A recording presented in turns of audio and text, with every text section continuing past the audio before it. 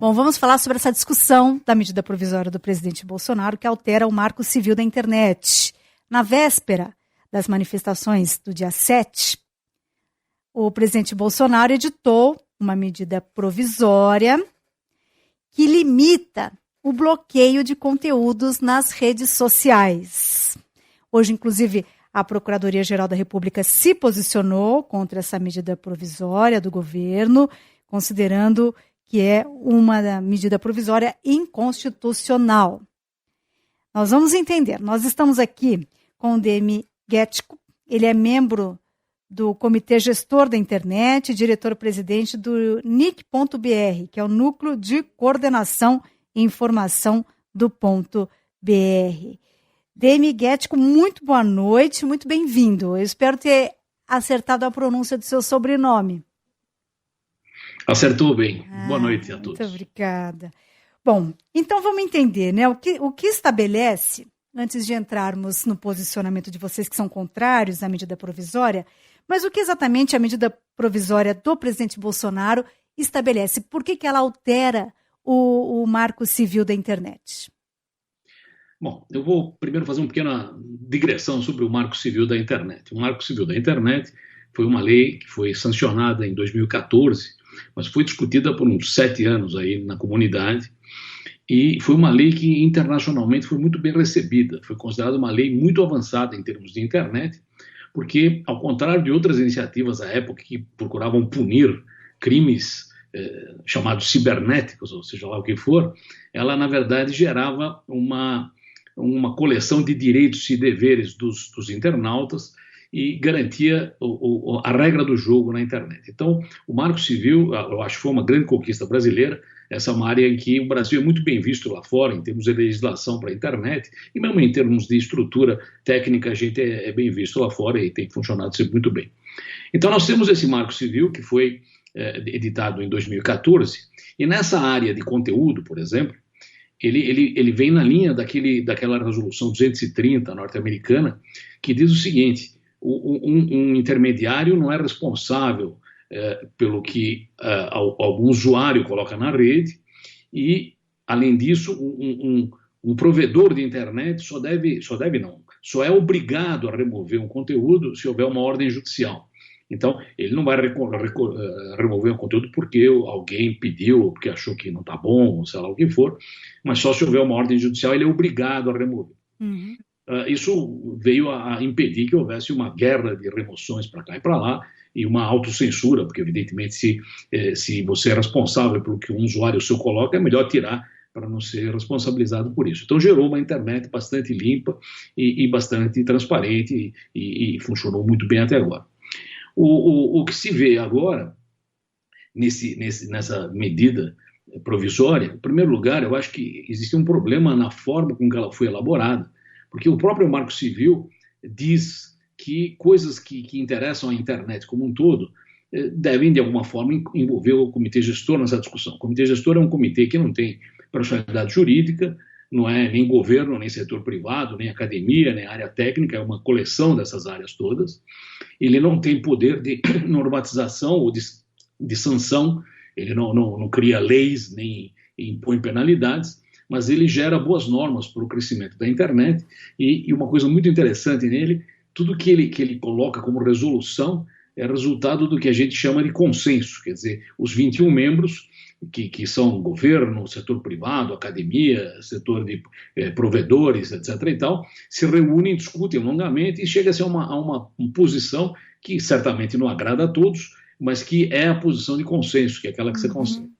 Então, só para dizer, aí, nessa medida provisória, o CGI emitiu hoje uma nota de consenso, portanto, com todos os 21 membros, teoricamente, aceitando a nota e assinando embaixo, que a forma de alterar procedimentos no Marco Civil deveria ser a mesma forma usada para criá-lo, portanto, uma longa discussão para justificar o mérito de uma medida. Nós, no CGI, não discutimos o mérito dessa medida provisória. Nós vamos discutir isso em breve, porque é importante discutir mérito do que acontece, por exemplo, com conteúdos em provedores, qual seria uma eventual regulação, se sim ou não, mas essa não foi o ponto central da discussão. O ponto central da discussão foi o seguinte: está sendo alterada uma lei que é muito bem vista nacional e internacionalmente, sem que isso tenha passado por uma longa discussão.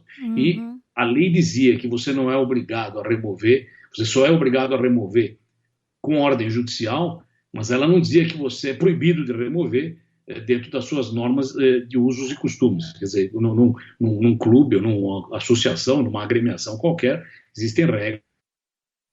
Opa! Respeitadas, claro que elas estão abaixo da Constituição. Quer dizer, você não vai, se eu for numa padaria e pedir um café, ele não vai dizer não te sirvo porque você é careca. Isso não tem sentido. Mas certamente, se eu entrar armado, ele pode não me servir. Então, existem regras que podem ser respeitadas, devem ser respeitadas, as regras de uso dos diversos provedores, e o risco é que a medida provisória, de alguma forma, atropele isso aí, criando uma certa insegurança jurídica. Entendi. Quer dizer, o Marco Civil da Internet estabelece que os provedores eles podem fazer a moderação, estabelecer o que deve ou não ser publicado, com base em critérios claros. Não, o Marco Civil ele não fala que eles podem fazer.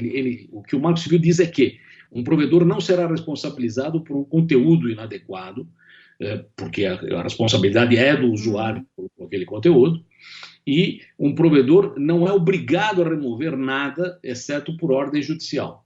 Ele não é também obrigado a manter nada, ele não é obrigado a remover nada. Então, essa é, digamos, a região cinzenta em que o que é dito de uma certa forma é dito de outra forma nessa medida provisória. Quer dizer, a medida provisória é que o sujeito é obrigado a não remover.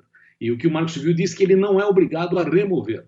Ele só é obrigado a remover com ordem judicial. Ele só é obrigado a remover com ordem judicial. Sim. Mas ele pode remover um conteúdo se achar que deve. Sim, evidente. Todo mundo pode remover se achar que deve, desde que isso não seja, digamos, algo que infrinja leis maiores da Constituição, coisas que são segregacionistas, ou coisas que são inconstitucionais. Você pode executar a sua norma de conduta num clube, ou numa agremiação, ou numa rede social.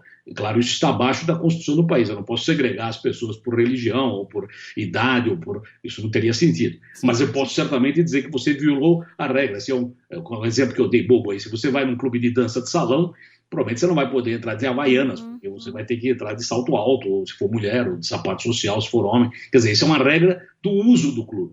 Ele não pode dizer que você não pode entrar porque você é oriental ou ocidental. Claro, aí seria um racismo. Isso. Então, nesse caso, eu acho que o grande ponto aqui são as fake news, né? São as notícias falsas. As empresas provedoras de internet têm como critério não permitir a publicação de notícias falsas, né? Tirar do ar e também, inclusive, bloquear o próprio usuário. Isso é legítimo que elas façam, essa moderação? Bom, é minha opinião agora, evidentemente, o que o CG fala está nas resoluções dele.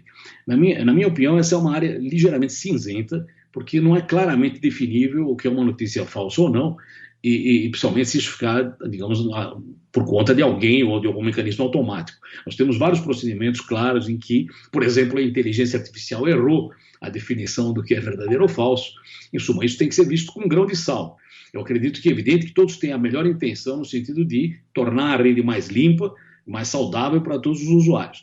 Os provedores já têm um enorme poder, principalmente econômico, de concentração de conteúdos e de usuários, e eu não delegaria a eles alguns critérios adicionais, por exemplo, decidir o que é certo ou errado, o que é torto ou não torto, exceto em casos flagrantes.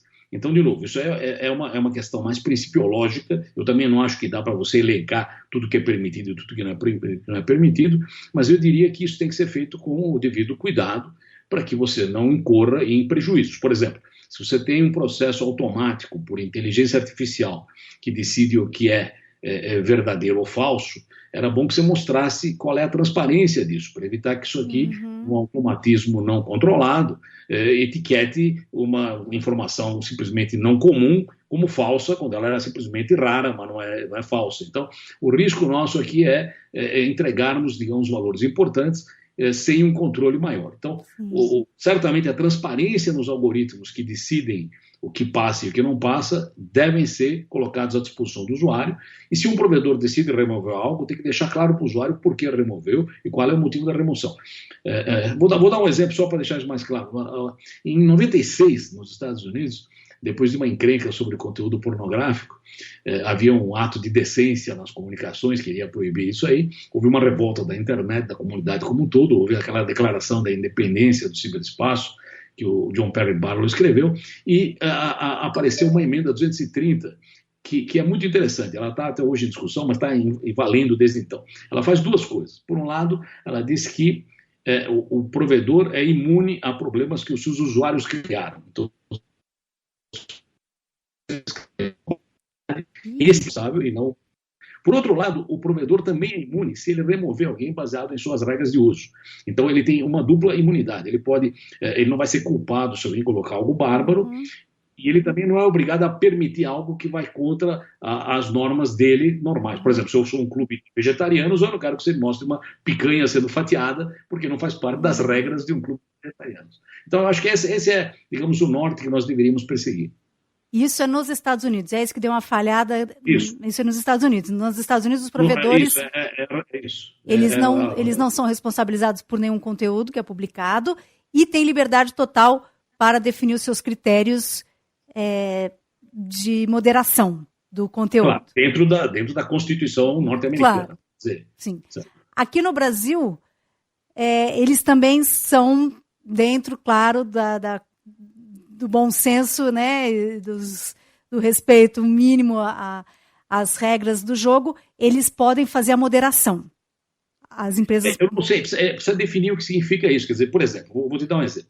Isso deveria partir primeiro de uma classificação de provedores, pelo tipo de ação. Por exemplo, um carteiro é um provedor de cartas para você, dos velhos tempos. Alguém ainda deve lembrar que existia carteiro. Um carteiro não modera a sua correspondência, ele vai entregar uma carta do jeito que ela veio, sem entrar no mérito se a carta é boa, falsa, ruim, agressiva, ou o que for, ele vai entregar. E tem um provedor de telefonia. Se eu receber um telefonema de alguém, eu não vou ter alguém da telefônica controlando se o que ele vai falar está certo ou errado. Isso em conteúdos que, teoricamente, são blindados e fechados entre destinatário e provedor, e emitente. Existe uma outra coleção de conteúdos que não são assim. Por exemplo, se eu fizer um pôster no meio da rua e o pôster for ofensivo para a comunidade, alguém vai dizer, olha, você é o dono do pôster, você é o dono do poste onde está esse cartaz, mas esse cartaz é ofensivo para a comunidade e todo mundo está vendo. Então, esse não é uma carta fechada, etiquetada, mas é algo visível para todo mundo. E o que é visível para todo mundo pode causar, evidentemente, problemas com alguém, pode ofender alguém, e aí tem que ser tomada uma outra atitude. Então, precisa definir primeiro qual é a ação e como é que você qualificaria os provedores. Esse é um ponto complicado, que tem que ser atacado um dia. Provavelmente o CG vai voltar a discutir esse tipo de coisa, porque se você não definir isso em categorias, você não consegue aplicar até essa resolução 230 norte-americana, tem que ser definido em categorias. Quer dizer, se o sujeito está envolvido no conteúdo, ele é corresponsável. Se ele não tem a menor ideia de qual é o conteúdo, ele não pode ser responsabilizado. Complicado, hein? Essa medida provisória do presidente Bolsonaro elimina qualquer possibilidade de moderação por parte dessas empresas de internet. Não, na verdade ela cria um monte de exceções que pode moderar e lugares onde não pode moderar. Se olhar lá, tem umas 20 exceções que você poderia moderar, etc. E tal, isso aquilo.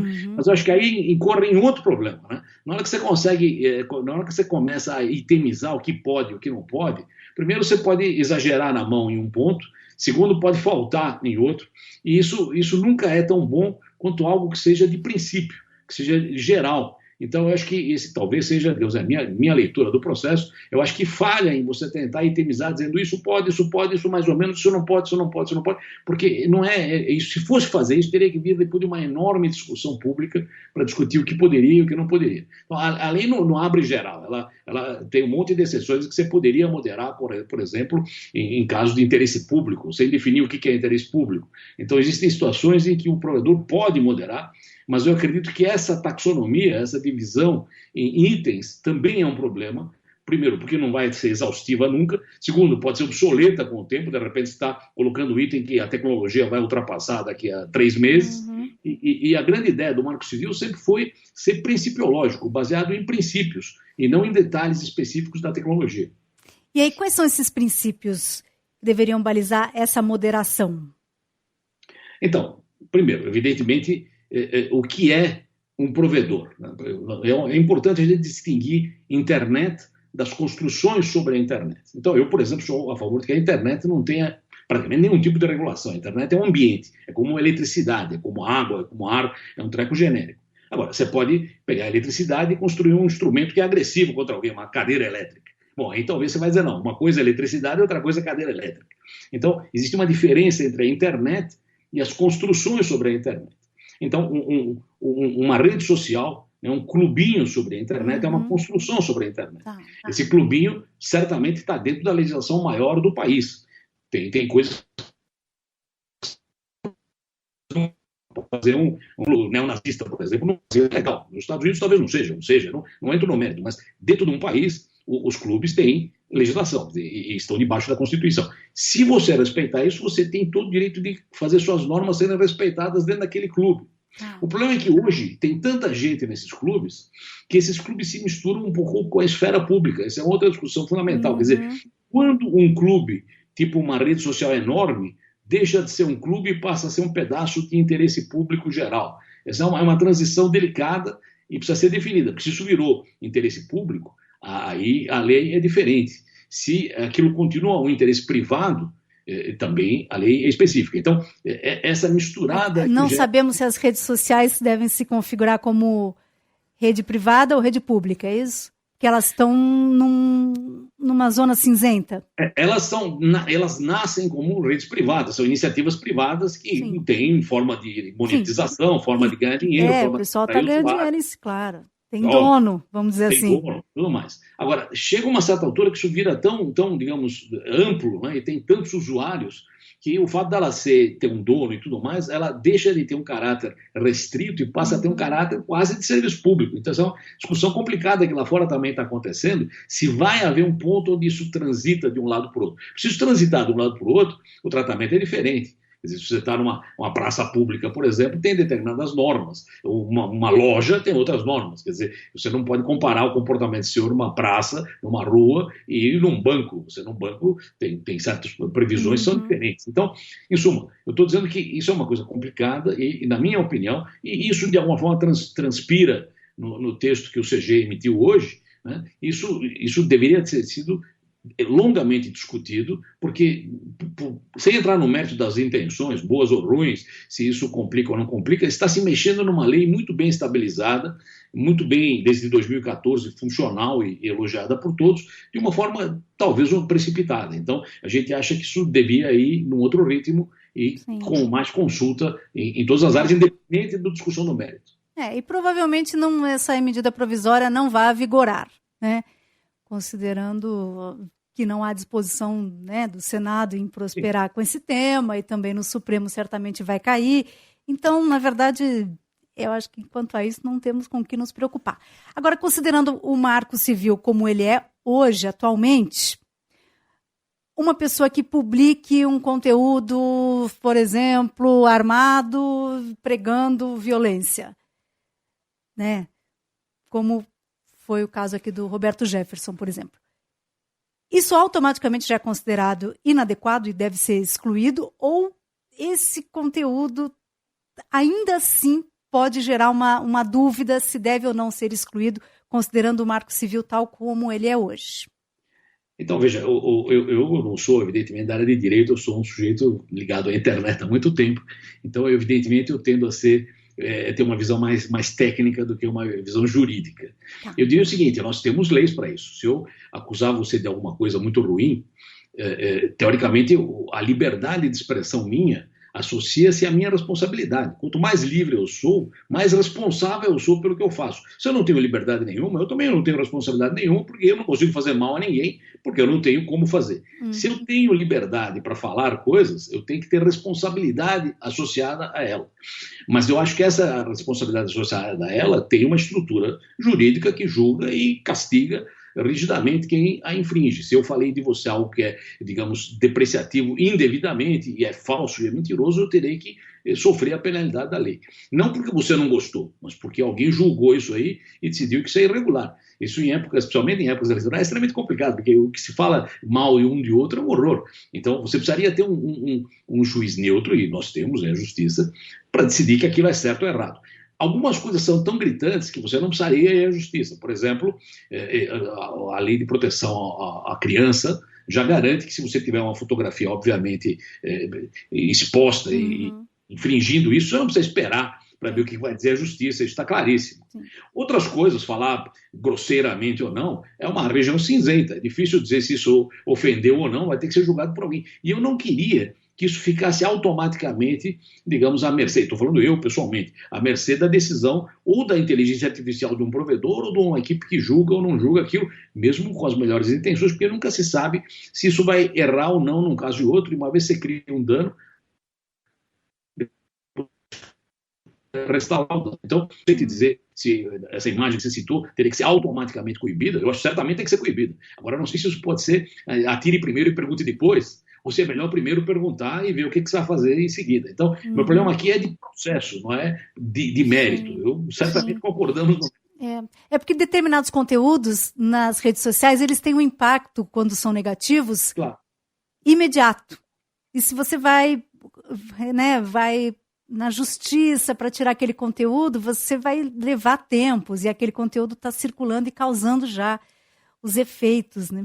Isso é uma questão. Então, veja, isso aí é para o bem e para o mal, né? É algo que a internet trouxe, né? Nos velhos tempos, você não ia conseguir fazer nada disso, porque só conseguiria fazer algo que fosse amplamente distribuído quem fosse ou o dono de uma estação de broadcast, de televisão, ou um dono de um jornal, ou de uma rádio, sei lá o que for. Hoje, um sujeito que tem uma quantidade razoável de seguidores consegue gerar um impacto equivalente. E, aliás, qualquer um hoje consegue gerar um impacto equivalente. Você põe uma coisa esquisita na rede, alguém gosta daquilo, replica indefinidamente aquilo, gera um impacto. Isso é uma característica da internet. Nós precisamos, de alguma forma, aprender a domar, aprender a conviver com ela, sem usá-la de uma forma errada. Eu queria dar um exemplo, só para deixar isso mais claro. Antes do Marco Civil da internet, o Comitê Gestor gerou um decálogo, 10 itens que deviam ser observados para o bom andamento da internet. Por que ele gerou esse decálogo? Vocês não lembram, não sei se lembram, mas houve um caso de uma artista chamada Cicarelli, que tinha um vídeo na Espanha e tal, isso e aquilo, e o vídeo foi considerado inadequado. Eu não entro no mérito disso. Mas na época, acho que um juiz do Rio Grande do Sul tinha mandado então filtrar o YouTube, porque tinha um vídeo lá que tinha voltado a aparecer. Ao filtrar o YouTube, eu me lembro que o próprio governador do Rio Grande do Sul estava fazendo uma campanha contra o dengue, e os vídeos contra o dengue não iam passar porque o YouTube estava filtrado. Então, certamente, por melhor das intenções, né, a emenda foi pior que o soneto. Quer dizer, ao você eliminar um canal que era usado para N coisas, porque tinha um treco ruim lá dentro, você causava mais dano do que proteção. Então, nós, na época, gastamos 2 anos no CG, lá no Comitê Gestor, para decidir quais eram os pontos que deviam ser considerados basilares para que a internet não perdesse sua característica. E isso rapidamente foi devolvido, e o YouTube voltou ao ar e não teve mais problema. Tivemos recentemente um caso também com o WhatsApp, que saiu do ar. Exato, eu ia falar isso também. Então, pois é, são coisas que a gente acha que são ruins, quer dizer, isso não resolve nada, gera mais problemas do que soluções. Se o cara fez o vídeo ruim, caçem o cara, a internet sempre deixa rastros e punam como vocês acharem melhor, entendeu? Se o YouTube é parceiro nisso, ele foi cúmplice disso, bom, é outra história. Sim. Mas se ele é simplesmente a plataforma onde o sujeito colocou aquilo, aí o item 7 do decálogo do Marco Civil diz que o cara é inimputável, quer dizer, a rede não tem culpa do que você colocou na rede, da mesma forma que o correio não tem culpa das bobagens que você escreve na carta. Bom, é um desafio tanto, hein? Conter o conteúdo que é nocivo à sociedade, sem incorrer em censura, né? Sim. Realmente é uma questão muito séria. Bom, vocês então se posicionaram, né? O Comitê Gestor da Internet se posicionou contra a medida provisória do governo federal. O senhor pessoalmente acredita que ela vai avançar? Eu, como eu falei, eu não sou especialista nem na área política, nem na área jurídica. Eu tenho ouvido muita coisa hoje sobre, por exemplo, que acho que o procurador-geral pediu para suspender o andamento por enquanto. Sim, não sei se é verdade ou não. Sim, não tenho pediu. Por outro lado, eu sei que foram feitas mais de 100 emendas aí, o pessoal está tentando consertar de algum jeito.